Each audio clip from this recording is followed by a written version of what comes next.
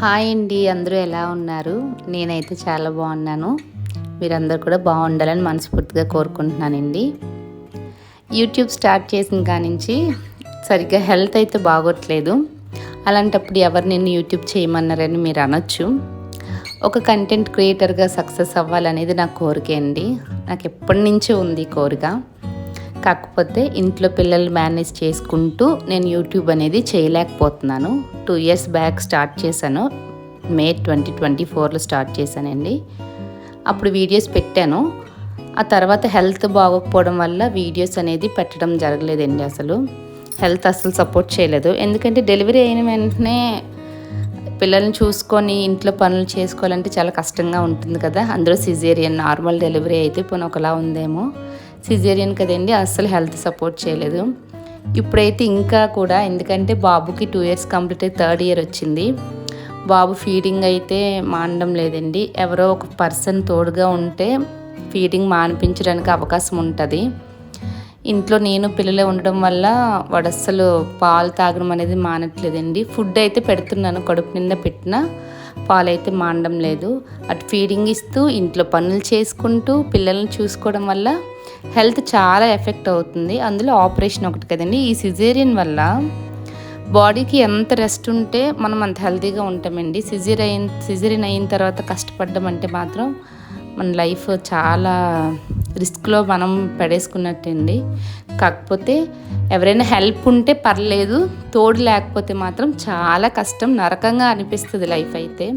మా హస్బెండ్ నా దగ్గరున్నా నాకు ఇంత బాధ అనిపించదు. ఎందుకంటే ఏదో ఒక హెల్ప్ చేస్తారండి ఇంట్లోని. పిల్లల్ని చూసుకుంటే చాలండి, ఏ హెల్ప్ అవసరం లేదు. పిల్లల్ని చూసుకోవడానికి ఒక మనిషి ఉంటే చాలు, ఇంట్లో పనులన్నీ చక్కగా చేసుకుంటాను.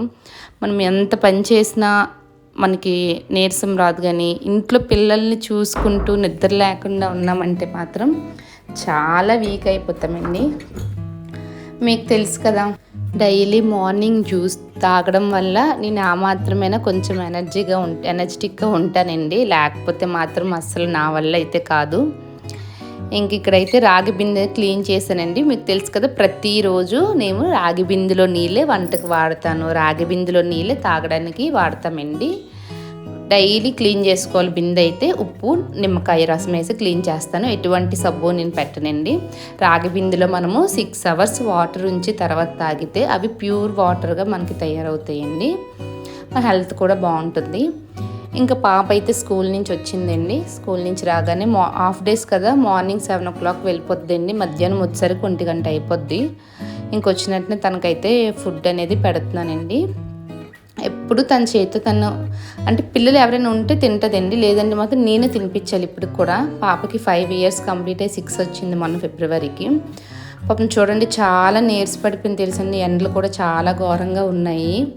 చాలా జాగ్రత్తగా చూసుకోవాలండి పిల్లల్ని. నాకైతే చాలా బాధ అనిపించింది పాపను అలా చూడగానే. తింటూ పడుకుడిపోతుంది మరి నిద్ర లేక పాపం. అందులో మా పాప అయితే అస్సలు ఎంత పడుకున్నా నిద్ర అనేది తీరదండి. కొంతమంది పిల్లలకి అంతే. మా బావగారు వాళ్ళ పాప కూడా అంతే, తనకు కూడా నిద్ర ఎక్కువ చేస్తుంది అన్నమాట.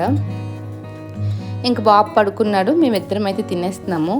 ఇంకా ఒక్క ముద్ద పెట్టిందండి నోట్లోని. ఇంక తిన్న అమ్మ నువ్వే తినిపించి అని చెప్పి పెట్టింది. నేను గబగబా తినేసాను. తినేసి పాపకి తినిపించాను. ఏదైనా ఫస్ట్ నేను తినేసే వాళ్ళకి పెడతానండి. ఎందుకంటే ఓపిక అనేది ఉండాలి మనకి. పిల్లలకి మనం తినిపించాలంటే పిల్లలు అంత ఫాస్ట్గా తినరు. అందుకని మనం తినేస్తే మనకు కొంచెం ఓపికగా ఎంతసేపు అయినా కూర్చోగలుగుతామండి. పాప ఇంకా పర్లేదు, కానీ బాబు అయితే అస్సలు తినడండి. వాడికి టీవీ చూపించుకొని, ఫోన్ చూపించుకొని ఏదో విధంగా అలాగ అరగంట పైనే పడుతుంది. అలా ఎక్కువసేపు కూర్చోవడం వల్ల నెక్ దగ్గర, మెడ దగ్గర కూడా నాకు చాలా పెయిన్ వచ్చేస్తుంది అన్నమాట. కానీ ఏం చేస్తాం, తప్పదు. మా అత్తయ్య వస్తా అంటున్నారు, ఎప్పుడు వస్తారో. ఆవిడ వస్తేనే నాకు రెస్ట్ దొరుకుతుందండి. ఆవిడ త్వరగా రావాలని చెప్పి ఆ దేవుడిని అయితే కోరుకుంటున్నాను.